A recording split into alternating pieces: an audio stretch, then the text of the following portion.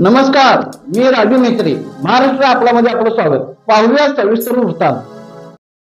इचलकरंजी येथे विके अग्रवाल या तरुणाचा निर्गुण खून.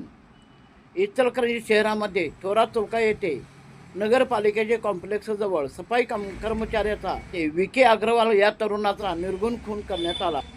विके अग्रवालचा खून कशासाठी झाला हे कारण अद्याप समजू शकले नाही.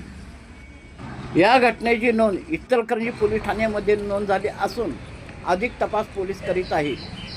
नगरपालिकेचे थोरात चौकातील दुकानगाड्या येथे दारू पिणारे व गांजा ओढणारे अड्डा बनला असून पोलीस प्रशासनाने येथे गस्त घालावी.